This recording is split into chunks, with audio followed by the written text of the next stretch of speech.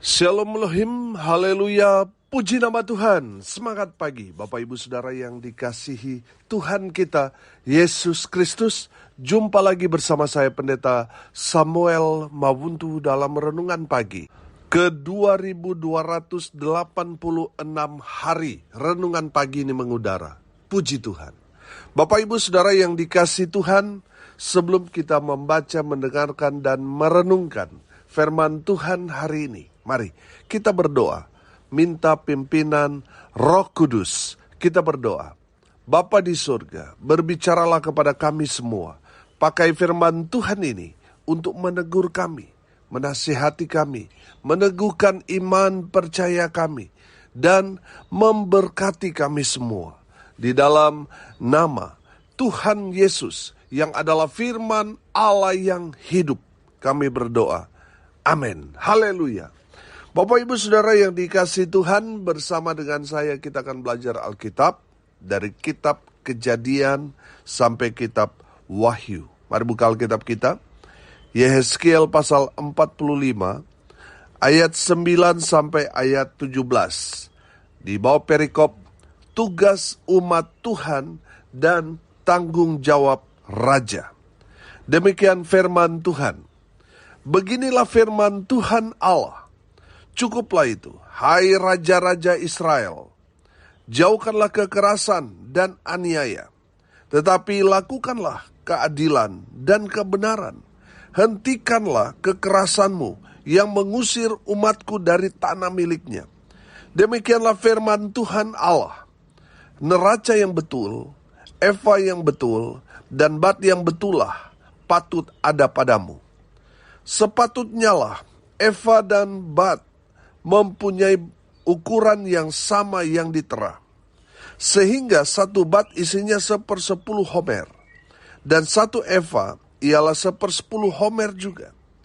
Jadi menurut homerlah ukuran-ukuran itu ditera. Bagi kamu, satu sikal sepatutnya sama dengan 20 gram. 5 sikal, ya 5 sikal. Dan 10 sikal, ya 10 sikal. Dan 50 sikal adalah 1 mina. Inilah persembahan khusus yang kamu harus persembahkan. 1/6 eva dari sehomer gandum dan 1/6 eva dari sehomer jelai. Tentang ketetapan mengenai minyak, 1/10 bat dari 1 kor adalah sama dengan 10 bat. Seekor anak domba dari setiap 200 ekor milik sesuatu kaum keluarga Israel, semuanya itu untuk korban sajian, korban bakaran, dan korban keselamatan, untuk mengadakan pendamaian bagi mereka. Demikianlah firman Tuhan Allah. Seluruh penduduk negeri harus mempersembahkan persembahan khusus ini kepada raja di Israel. Dan rajalah yang bertanggung jawab mengenai korban bakaran, korban sajian, korban curahan pada hari-hari raya, bulan-bulan baru, hari-hari sabat, dan pada setiap perayaan kaum Israel. Ialah yang akan mengolah korban penghapus dosa, korban sajian, korban bakaran, dan korban keselamatan untuk mengadakan pendamaian bagi kaum Israel. Amin. Haleluya. Bapak Ibu Saudara yang dikasihi Tuhan, dari kebenaran firman Tuhan ini saya menangkap pesan firman Tuhan ini kepada raja atau kepada pemimpin, baik dia pemimpin keluarga, pemimpin dalam komunitas, pemimpin jemaat, gembala atau pendeta, pemimpin dalam perusahaan, pemimpin di dalam perkumpulan persekutuan saudara dan lain sebagainya. Dan yang kedua, firman Tuhan ini kepada jemaat, kepada umat Tuhan. Amin.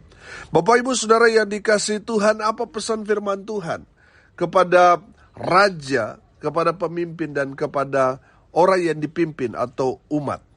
Yang pertama, jangan memerintah secara totaliter.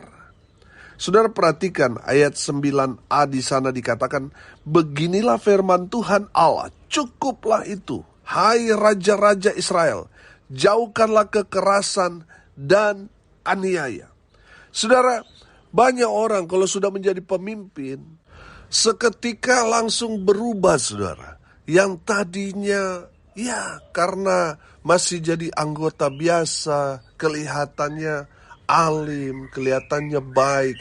Tapi ketika mereka dipercaya menjadi pemimpin, langsung berubah, saudara. Aslinya yang keluar. Makanya kan ada orang mengatakan kalau saudara mau menguji seseorang, beri dia uang atau beri dia kuasa, maka saudara akan melihat aslinya yang keluar dari diri orang itu. Bapak Ibu Saudara yang dikasihi Tuhan, kalau satu saat nanti kita dipercaya untuk menjadi seorang pemimpin, dengar firman Tuhan ini, jangan memerintah secara totaliter. Jangan memerintah otoriter. Ketika saudara dikritik, saudara tersinggung, saudara marah, saudara singkirkan, saudara pecat, saudara habisi orang itu. Jangan, itu cara-cara jahat. Makanya firman Tuhan ini, Tuhan bicara kepada pemimpin, kepada raja-raja Israel, supaya mereka memerintah tidak secara totaliter. Artinya tidak boleh kejam. Jangan mentang-mentang saudara menjadi pemimpin, lalu saudara singkirkan orang yang mengkritik saudara, orang yang saudara pikir tidak senang, tidak sejalan dengan pemikiran saudara, saudara singkirkan. Jangan. Itu pemerintahan secara totaliter. Dan Tuhan tidak mau anak-anak Tuhan memerintah secara totaliter. Tuhan tidak suka. Tuhan mau kalau saudara menjadi pemimpin, pemimpin yang takut akan Tuhan, pemimpin yang penuh kasih. Itu yang Tuhan mau. Nah, bukan berarti pemimpin yang penuh kasih itu lalu melonggarkan semua aturan. Tidak. Kasih itu juga ada disiplin. Cara kita menegur orang yang salah, kita juga harus berani mendisiplinkan dia. Karena apa? Karena kasih. Kalau kita bicara tentang kasih, lalu semua kita longgarkan, kita tidak menegur mereka yang salah, itu bukan kasih. Nah, kasih itu memberikan satu ruang untuk menegur pada orang yang salah dan memberikan pengampunan bagi orang yang bersalah dan yang mau berubah. Jadi saudara yang dikasihi Tuhan tidak semena-mena. Kasih itu bukan berarti kita pandang, oh bebas, buat salah pasti ada pengampunan. Kita pasti tidak akan dihukum. Saudara salah kalau mengartikan kasih seperti itu. Kasih itu ada disiplin, ada teguran di sana. Semuanya berdasarkan kasih. Jadi seorang pemimpin itu harus seperti itu. Jangan totaliter. Nggak ada kasih di sana. Tuhan mau saudara sebagai seorang pemimpin atau nanti saudara jadi pemimpin, jadilah pemimpin yang penuh kasih. Jangan jadi pemimpin yang totaliter atau bengis, jahat. Jangan. Tuhan tidak mau. Tuhan mau saudara menjadi seorang pemimpin yang penuh kasih.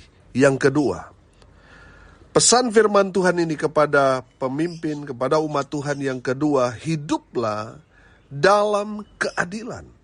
Saudara perhatikan masih ayat 9. Tetapi lakukanlah keadilan dan kebenaran. Hentikanlah kekerasanmu yang mengusir umatku dari tanah miliknya. Demikianlah firman Tuhan Allah. Ayat 10. Neraca yang betul, eva yang betul, dan bat yang betul lah patut ada padamu. Ayat 11. Sepatutnya lah eva dan bat mempunyai ukuran yang sama yang ditera. Sehingga satu bat isinya 1/10 homer dan satu eva ialah 1/10 homer juga. Jadi menurut homer lah ukuran-ukuran itu ditera dan seterusnya. Saudara dapat melihat sampai ayatnya yang ke-14 itu bicara ukuran. Artinya apa saudara? Ukuran itu bicara keadilan. Tidak boleh terlalu berat ke kiri, harus seimbang. Itulah ukuran. Amin. Tidak boleh berat ke kanan, harus seimbang. Amin. Ini bicara tentang keadilan. Saudara, sebagai seorang pemimpin, saudara harus adil. Jangan sampai orang yang bertentangan dengan saudara-saudara hukum berat. Sementara teman saudara atau kroni saudara yang dekat dengan saudara, karena dia teman baik dengan saudara, melakukan hal yang sama, tapi saudara hukum dengan tidak adil. Saudara hukum dia dengan ringan. Atau bahkan, dia teman saya, gak usah deh dihukum. Kalau di tempat kerja, ada dua orang yang melakukan kesalahan yang sama. Yang satu orang yang saudara tidak suka, dan yang satu lagi adalah teman saudara. Kesalahan yang mereka lakukan sama. Mereka menggelapkan uang, tidak banyak, hanya 1 juta. Tapi karena orang yang pertama saudara gak suka, saudara langsung pecat dia. Orang yang kedua, karena dia adalah teman baik saudara, dekat dengan saudara, saudara bilang, cuma 1 juta kok, gak usah. Saudara hanya tegur dia. Itu tidak adil. Saudara yang dikasihi Tuhan, saudara melakukan ketidakadilan kepada orang yang pertama, saudara juga melakukan ketidakadilan kepada teman saudara, orang kedua itu. Nah, kita harus adil. Sebagai seorang pemimpin, mau siapa saja yang melakukan kesalahan yang sama, hukumnya juga harus sama. Kalau yang pertama SP1, yang kedua juga harus SP1. Yang pertama harus SP2, yang kedua juga SP2. Jadi harus seimbang. Harus sama-sama adil. Jangan saudara semena-mena. Karena dia teman saudara bela. Padahal dia melakukan kesalahan yang sama. Hati-hati saudara. Karena seorang pemimpin itu, pertanggung jawabnya lebih besar daripada orang yang dia pimpin. Makanya selalu saya bilang, dosa dari satu desa itu yang menjadi penanggung jawabnya itu adalah kepala desa. Satu desa buat kesalahan, kepala desa yang bertanggung jawab kepada Tuhan. Lebih besar lagi, kalau dia presiden lebih berat lagi, saudara. Jadi, kalau saudara dipercaya menjadi seorang pemimpin, jadilah pemimpin yang bijaksana, yang adil. Amin. Jangan pandang bulu. Mau dia teman ke atau tidak, kalau dia buat kesalahan, perlakukan hukum yang sama. Amin. Itu baru adil. Yang ketiga saudara, pesan firman Tuhan yang ketiga, kalau saudara memperhatikan ayat 15 sampai ayat 17, di sana ini bicara tentang persembahan. Persembahan ini berkaitan dengan rangkaian ibadah. Jadi pesan yang ketiga, seorang pemimpin dan umat Tuhan harus saling support, harus saling topang dalam pelayanan. Amin. Nah, saya perhatikan ayat 15. Seekor anak domba dari setiap 200 ekor milik sesuatu kaum keluarga Israel. Perhatikan. Milik sesuatu kaum Israel. Jadi 1 ekor dari 200 ekor milik umat Tuhan. 1 ekornya itu adalah untuk diserahkan kepada raja untuk diatur untuk sebagai korban. Perhatikan. Semuanya itu untuk korban sajian, korban bakaran, dan korban keselamatan untuk mengadakan pendamaian bagi mereka. Demikianlah firman Tuhan Allah. Ayat 16. Seluruh penduduk negeri harus, kata harus itu kan wajib, tidak boleh tidak. Jadi seluruh penduduk negeri harus mempersembahkan persembahan khusus ini kepada siapa? Kepada raja di Israel, kepada pemimpin mereka. Lalu ini tugas pemimpin, raja, ayat 17. Dan rajalah yang bertanggung jawab mengenai korban bakaran, korban sajian, korban curahan pada hari-hari raya, bulan-bulan baru, hari-hari Sabat, dan pada setiap perayaan kaum Israel. Ialah yang akan mengolah korban penghapus dosa, korban sajian, korban bakaran, dan korban keselamatan untuk mengadakan pendamaian bagi kaum Israel. Haleluya. Bapak Ibu Saudara yang dikasihi Tuhan, dari kebenaran firman Tuhan ini kita dapat melihat bahwa ada peran dari umat Tuhan yang menyediakan korban, yaitu dari kambing atau dombanya, dari sekian ratus, 200 ekor, mereka bawa kepada raja, dan rajalah yang memanage semuanya itu. Untuk apa? Untuk menjadikan korban, untuk beribadah. Jadi, dengar ini baik-baik. Seorang pemimpin bukan hanya jago dalam manajemen, tetapi dia juga punya hubungan dengan Tuhan. Amin. Haleluya. Jadi seorang pemimpin itu bukan hanya memimpin kita selama kita ada di dunia ini, tetapi mereka juga seorang pemimpin rohani. Amin.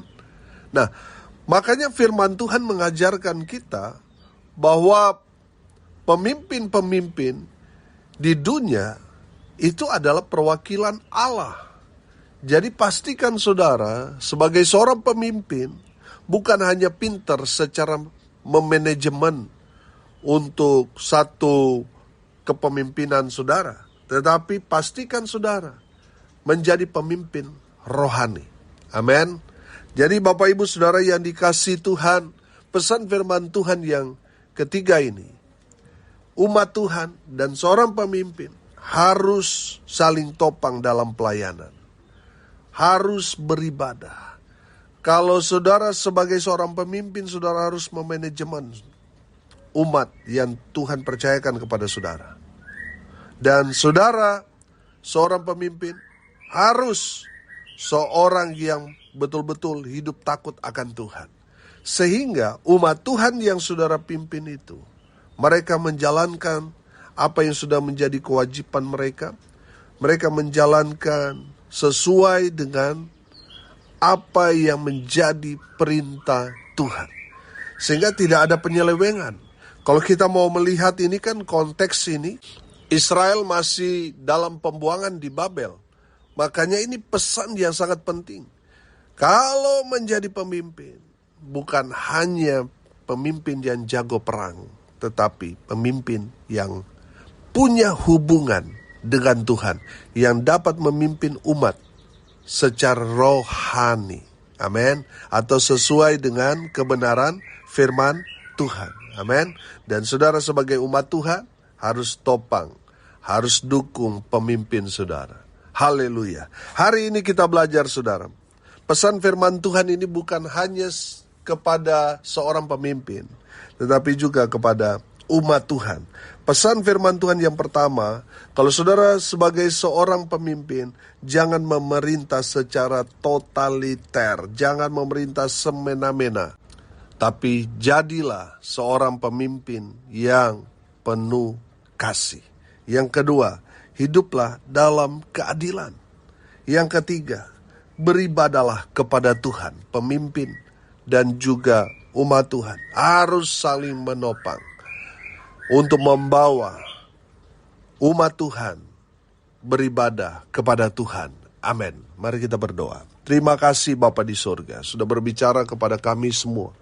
Berkati semua pendengar dimanapun mereka berada. Tuhan memberkati hidup mereka.